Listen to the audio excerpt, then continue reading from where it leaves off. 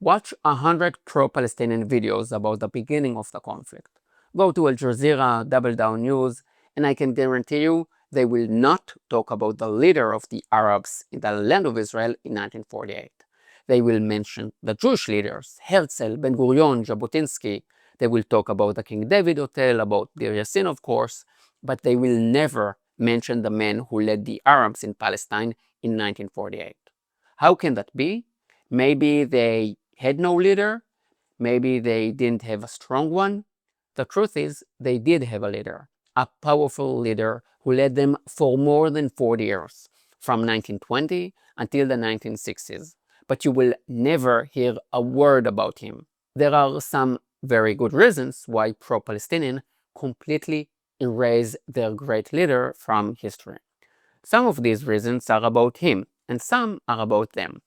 The first reason: all these pro-Palestinian videos want to present the Arabs of Palestine as victims. And what's the first trait of a victim? That he's not responsible, that he's passive, that he had no say. But as you will see, their leader was very, very active. There are more reasons why you never heard of him, Haj Amin al-Husseini. First of all, he was appointed by the British. And pro-Palestinian activists always try to present the Jewish side as the partner of colonialist Britain. But in reality, Britain's cooperation with the Arabs was far greater. They appointed the Arab leader. They built, funded, and armed the Jordanian army that attacked Israel. Haj Amin al-Husseini was a religious leader. That's important because many pro-Palestinians are secular leftists, and they fail to understand that Arab society is deeply religious. Even the Arab attacks on Jews usually took place around religious occasions. Another interesting point: their leader, Haj Amin al-Husseini, never spoke about Palestinians, because in the 1930s and 1940s, Palestinians as a people didn't exist. In fact, Haj Amin al-Husseini wanted Palestine to be part of Syria. And there is a logic in that.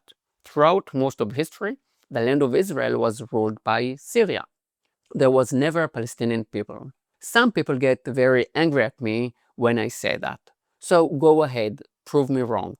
Go through all the writings of Haj Amin al-Husseini and you will see he never referred to the Arabs as Palestinians. Oh, and one more thing. He, and in fact most of the Arab leaders of Palestine, spent the years of World War II in Berlin, spreading anti-Jewish Nazi propaganda in the Arab world and helping form Muslim SS units to murder Jews. Everything I'm saying doesn't quite fit the false Palestinian narrative. But let's start from the beginning. Amin al-Husseini was born in 1895 in Jerusalem, under Ottoman rule. He studied at Al-Azhar University in Cairo, an Islamic university, where he learned under Rashid Rida, the spiritual father of the Muslim Brotherhood. I'm mentioning this because there is a clear line connecting the education of the first Arab leader in Palestine to today. Hamas, which is part of the Muslim Brotherhood, is a religious movement. I've said this before and I will say it in every video if needed. In the original Hamas charter, the word Islam appears 130 times, and the term Palestinian state appears 0 times. This is a religious conflict. Hezbollah, Islamic Jihad, the Islamic Republic of Iran, it is all Islamic. And we will see that more as we go. During World War I, al-Husseini served as an Ottoman officer. But according to him, he wasn't promoted because the Turks, Muslims but not Arabs, didn't trust Arab officers. After the war, al-Husseini took part in the Syrian National Congress and wrote for the newspaper Southern Syria, again because he wanted Palestine to be part of Syria.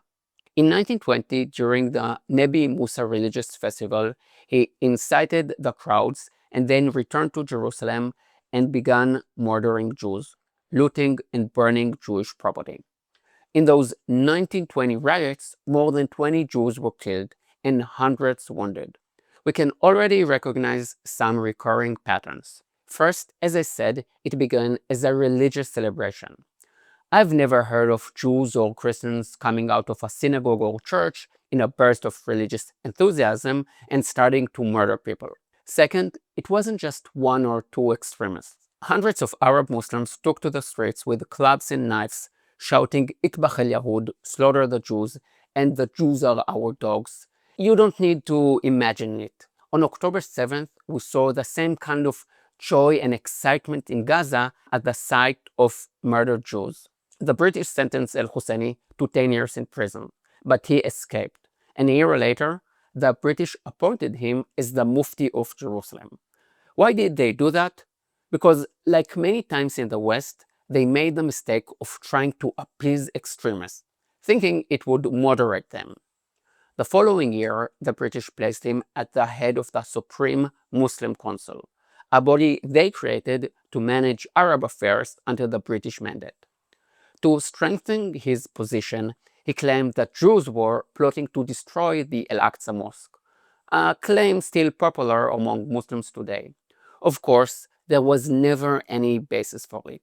But what's typical is that he himself violated Jewish rights at the Western Wall, banning Jews from bringing ritual items, directing the muezzin to disrupt Jewish prayers, and even promoting a fringe Islamic claim that Muhammad tied his horse, El-Burak, near the wall, all to provoke Jews.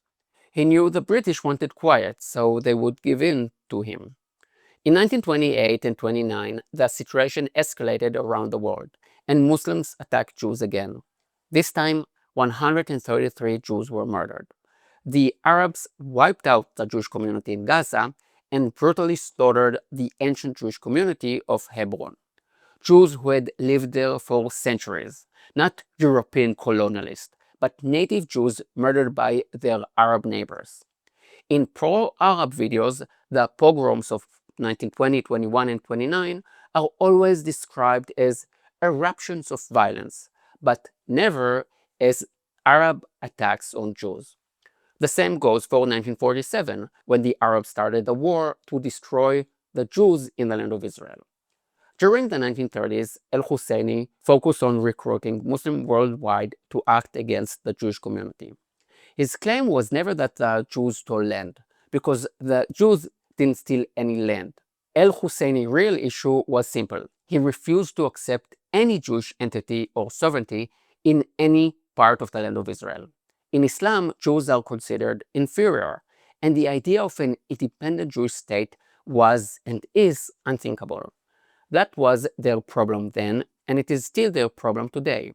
In 1936, he launched the Arab Revolt against the British, the Jews, and even other Arabs. One of the amazing things, and we see it even today, is the silence when Arabs kill Arabs. You see it now in Yemen and Syria. Hundreds of thousands die, and not a single protest in the Arab world. It was the same back then. Haj Amin al-Husseini had thousands of his Arab rivals killed, political opponents. And today, no one says a word about it.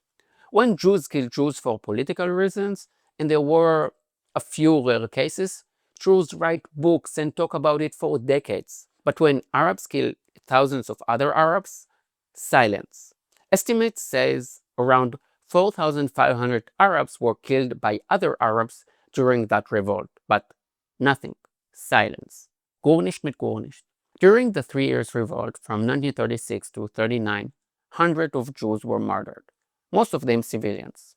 In German archives found after World War II, there was even a document stating only through the funds made available by Germany to the Grand Mufti of Jerusalem was it possible to carry out a revolt in Palestine.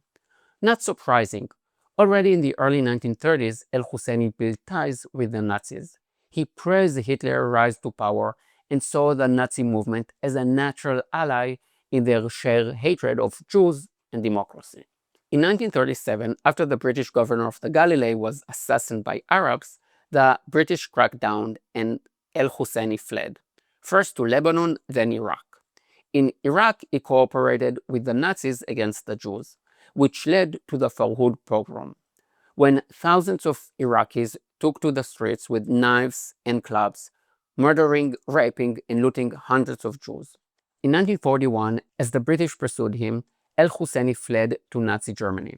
From Berlin, he broadcast Arab propaganda, calling for the extermination of Jews in Arab countries. He also helped form Muslim SS divisions in Yugoslavia. I made a video about that. I will leave a link below and at the end. By the way, he wasn't the only Palestinian Arab leader in Nazi Germany. Hassan Salameh and Fawzi el-Kawakji were there too. The goal of the Arabs of Palestine was never to create a Palestinian state. It was to kill all the Jews in the Arab world. That was true then, and it is true today. The Mufti was even granted the title Honorary Aryan. Yes, that was a real title. And besides money, his German Nazi hosts also provided him with Aryan women to keep him entertained. Even today, Nazi-style propaganda is common throughout the Muslim world, thanks to the leader of the Arabs of Palestine.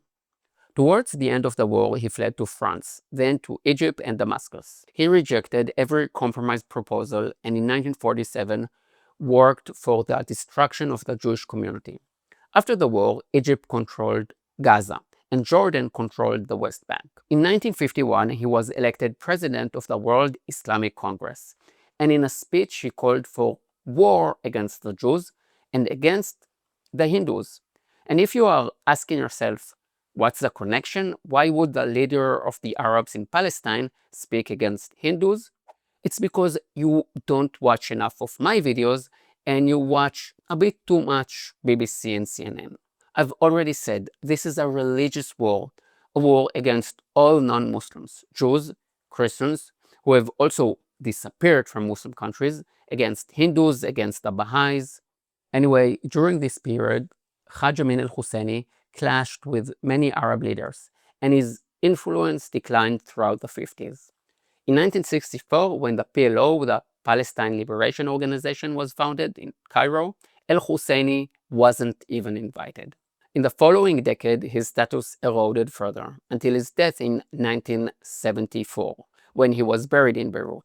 The name of Haj Amin al-Husseini has been erased and buried from the history of the Arabs in the land of Israel.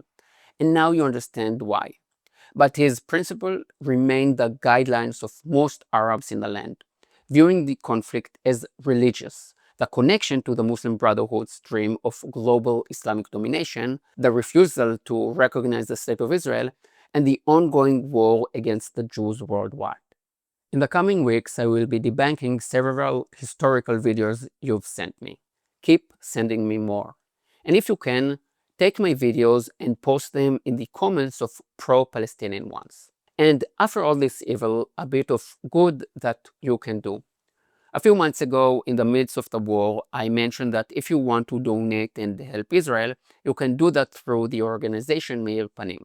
When I was in touch with them, they told me they have various projects, helping affected communities, supporting soldiers, assisting Holocaust survivors, and helping poor families. And I thought to myself, most of my audience subscribed to my channel and started watching my videos after October 7th, because they were interested in the war.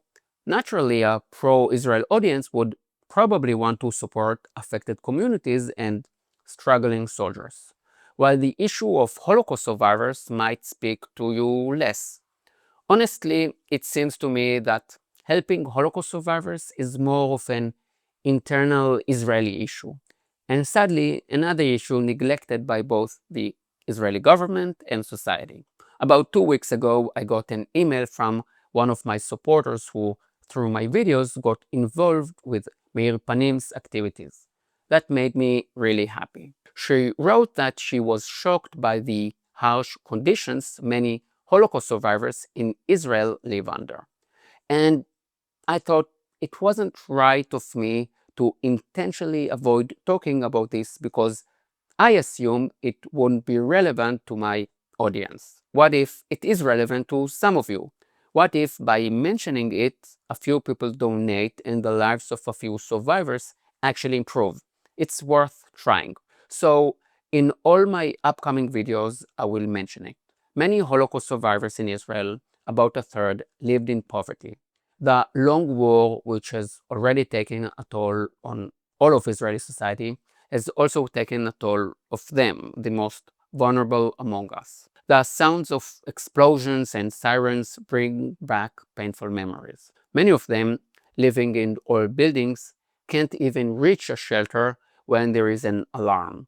Meir Panim provides them, hundreds of Holocaust survivors, with hot meals daily, essential products. They help them with paperwork so they can receive what they are entitled to from the government or from health insurance, and just as importantly, companionship. So if you can donate, please do. The link will be down below. There are many more interesting videos on the way, so subscribe to the channel and help me spread the truth. See you in the next one. Yalla bye.